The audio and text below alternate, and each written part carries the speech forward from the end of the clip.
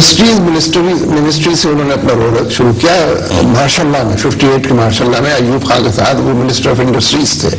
پھر اس کے بعد فارن منسٹر بھی بنے اور معدنیات کے اور اس کے وغیرہ وغیرہ. پھر وہ ڈیڈی کہا کرتے تھے ایوب خان کو. پھر وہ تاشقند کے بعد بالکل مختلف آدمی ہو گئے.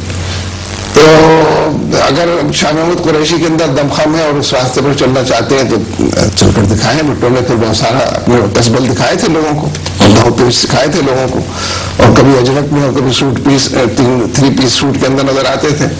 تو اس لیے ہمارے سوسائٹی کے اندر اب یہ جو رول ہے ماڈرن کہ آدمی ادھر سے ادھر اچانک شفٹ کرتا ہے اور اس کے نتیجے پوری کائنات کو تلپٹ کر دیتا ہے اور اپنا ہمراہ بنا لیتا ہے. میں سمجھتا ہوں کہ یہ رول بھی 1 دفعہ 2 دفعہ 3 دفعہ لوگوں نے دیکھ لیا ہے اور زچ ہو گئے ہیں, تنگ آ گئے ہیں اور بتوں سے امیدیں رکھنے کے زیادہ قائل نہیں رہے. ٹھیک. منور صاحب, اگر ملک میں اب دہشت گردی کے خاتمے کے لیے اگر ہم نے کچھ کرنا ہے, کوئی قدم اٹھانا ہے, تو کیا وہ قدم یہ ہوگا اور ہونا چاہیے کہ ہم امریکہ سے کہہ دیں کہ اب یہ آپ کی جنگ ہے, یہ اب آپ کے معاملات ہیں, آپ اس کو دیکھیں, ہم اس سے علیحدہ ہو گئے؟ دیکھیں, امریکہ تو اس وقت ایک شدید قسم کے کرائسس سے دوچار ہے. افغانستان میں اس سے نہ نگلتے بنتی ہیں نہ اگلتے بنتی ہیں. کبھی کہتے ہیں 2014 تک فوجوں کو واپس بلا لیں گے, کبھی کہتے ہیں مزید فوجیں ہم بھیج رہے ہیں, 2011 میں مزید فوجیں جائیں گی. جب مزید فوجوں کی بات کرتے ہیں تو کہتے ہیں زیادہ تابوت آئیں گے, زیادہ لاشیں ہمیں ریسیو کرنی پڑیں گی. 2014 کا کہتے ہیں تو پھر بڑا انتشار پیدا ہو جائے گا اگر ہم ایسے ہی افغانستان کو چھوڑ کر چلے گئے. تو اس لیے امریکن تو اس وقت سخت مصیبت سے دوچار ہے. اور یہ بھی بالکل ٹھیک ہے کہ پاکستان کی جو جغرافیکل اور اسٹریٹجیکل پوزیشن ہے, اس پورے ریجن میں پاکستان کو ویٹو حاصل ہے. یعنی چائنا ہمارا بہترین پڑوسی, بہترین دوست ہے, ڈپینڈیبل ہے, لیکن چائنا کا بھی وہ رول نہیں ہو سکتا جو پاکستان کا ہے.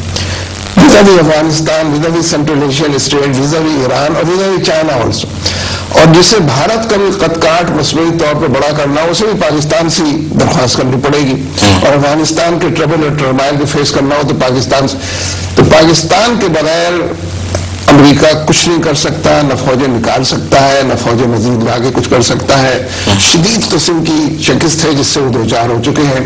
لہذا اس کانٹیکسٹ میں پاکستان کو ڈکٹیٹ کرنے کی پوزیشن جو حاصل ہے اس کا فائدہ اٹھانا چاہیے. ٹھیک ہے. ڈومور کو ہی منع کر دینا چاہیے, اس لیے کہ ڈومور میں انہوں نے شمالی وزیرستان میں کر تو سب کچھ دیا نا, اور ان کے ڈرون تیار ہے, روز حملے کرتے ہیں, ایک دن میں 3 دفعہ حملے کرتے ہیں. یہ اس کو منع تو میں تو کہتا ہوں قبائلیوں کو یہ اسائنمنٹ اگر دے دیا جائے کہ ڈرون حملوں کا مقابلہ کرے تو قبائلی کر دکھائے. ٹھیک ہے. ان کے پاس منور صاحب, آپ سے گفتگو کو ہم جاری رکھیں گے. ویورز, وقت ہوا چاہتا ہے ایک اور وقفے کا. وقفے کے بعد ہم لوٹ کر آئیں گے تو کچھ اور مزید اہم ایشوز ہیں جس پر ہم بات کریں گے منور صاحب سے. دیکھتے رہیے پاکستان آج رات.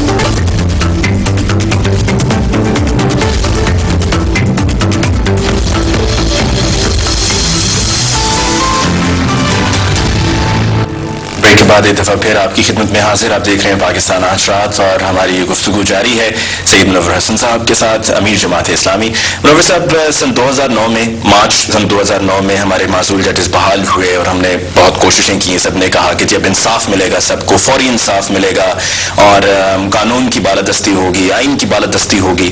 کیا آپ نے 2009 مارچ کے بعد سے جو تمام لوگ امیدیں لگائے بیٹھے تھے, جس میں میں بھی, آپ بھی, ہم سب شامل ہیں, کیا آپ سمجھتے ہیں کہ ہماری عدلیہ, ہمارے یہ ججز عوام کی ان امیدوں پر پورا اتریں؟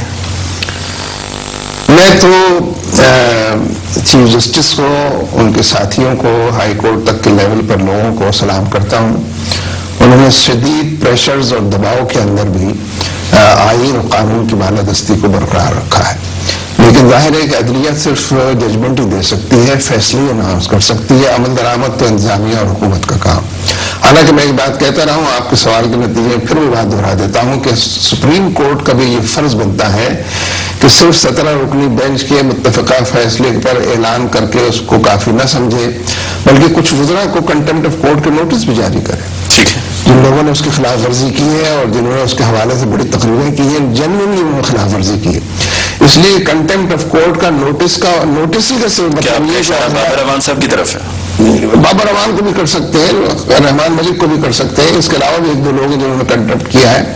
اگر ان کو نوٹس جاری ہو جائے تو یہ پھر پبلک لائف میں نہیں آ سکتے. پھر نوٹس جاری ہونے کا مطلب یہ کہ ڈسکوالیفائی ہو جاتے ہیں. پھر اگلا علیحدہ کر. تو سپریم کورٹ بہرحال اپنی حکمتیں مصلحتیں ہوں گی، شاید ان کے خیال میں بھی یہ ہو کہ بہت بڑے تصادم سے بچا جائے، اور میں اس کو بھی شیئر کرتا ہوں اگر ان کے ذہن میں یہ بات ہے. لیکن یہ کتاب ہے آخر کب تک، یعنی پلوں کے نیچے سے سارا پانی بہہ چکا ہے نا اب تو، اس کے بعد بھی کئی فیصلے اس پر عمل نہیں ہوا. تو سپریم کورٹ نے تو قانون کو اور 18ویں ترمیم کے بارے میں تو اس قدر ذہانت کے ساتھ، دور اندیشی اور دوربینی کے ساتھ انہوں نے معاملہ کیا ہے، اور بہت بڑے پیمانے پر انہوں نے رکھ رکھاؤ کا ثبوت دیا ہے تاکہ اداروں میں تصادم نہ ہو. یعنی سپریم کورٹ نے تصادم سے بچنے کی کوشش کی ہے، لیکن حکومت نے تصادم کے لیے سارے راستے. لیکن منور صاحب ایک عوامی سوال جو اکثر سننے میں آتا ہے، آپ کہیں بھی جائیں جہاں پر آپ کے ایک عام آدمی ہو، وہ یہ کہتے ہیں جی بات بات پہ سپریم کورٹ میں یا ہائی کورٹ میں از خود نوٹس لے لیا جاتا ہے. اب ہمارا یہ مسئلہ ہے، اس پر از خود نوٹس کیوں نہیں سپریم کورٹ لیتا؟ دیکھیے، جن چیزوں کا نوٹس لیا گیا اس کے بارے میں تو کسی کی یہ رائے نہیں ہے کہ اس کا نوٹس نہیں لینا چاہیے تھا. پھر رائے یہ ہے کہ 100 کا نوٹس لیا، 500 کیوں نہیں لیا، اور کم از کم میرے مسئلے کا کیوں نہیں نوٹس لیا. تو اس کا تو کوئی اینڈ نہیں ہے. دور تک چمن میں ہر طرف بکھری ہوئی داستان، میری دور تک یہ مسائل جو ہے اس کا جنگل اگا ہوا ہے. اور میں ایسا تو نہیں کہ سو موٹو نوٹس نے اپنی اہمیت کھو دی ہے کہ اتنا زیادہ بار بار لیا گیا ہے مختلف ایشوز پر؟ اصل میں سو موٹو نوٹس جو ہے وہ خود اہم ہے، وہ اہمیت کھوتا نہیں ہے اپنی. جب بھی کسی مسئلے کا سو موٹو اثر اپنے طور پر نوٹس لیا جائے گا، اس کی اپنی جگہ پر اہمیت ہے. کبھی کسی ایک مسئلے کے بارے میں کسی نے یہ نہیں کہا، نہ کالم نگاروں نے، نہ اداریہ نویسوں نے، نہ اینکر پرسنز نے، کہ صاحب یہ تو بہت ہی معمولی مسئلہ تھا، بےمانی سی چیز جس کا کیوں اس کو تو اہمیت دیتے ہیں کہ بالکل ٹھیک لیا ہے سپریم کورٹ نے، اس کا فالو اپ بھی ہونا چاہیے.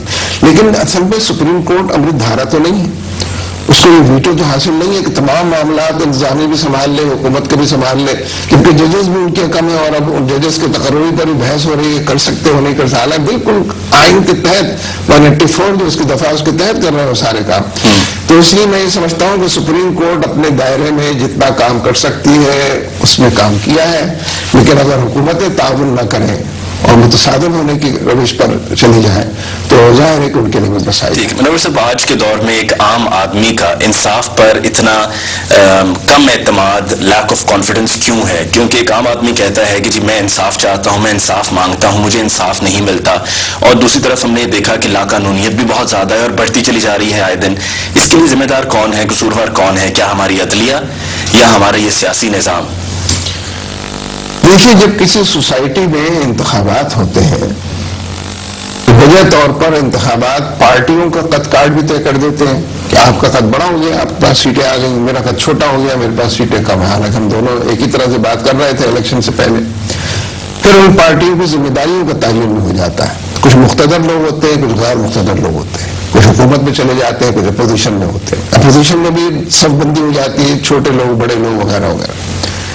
اس لیے سوسائٹی میں الیکشن جو ہے وہ اصلاح کا کام کا آغاز کر دیتے ہیں کہ انسٹیٹیوشنز کے اندر یہ طے ہو جاتا ہے کہ کانسٹیٹیوشنلی یا لیگلی یہ پاور جب آپ کو حاصل ہو گئی، جو مجھے نہیں حاصل ہے، جو مجھے حاصل ہے وہ آپ کو نہیں.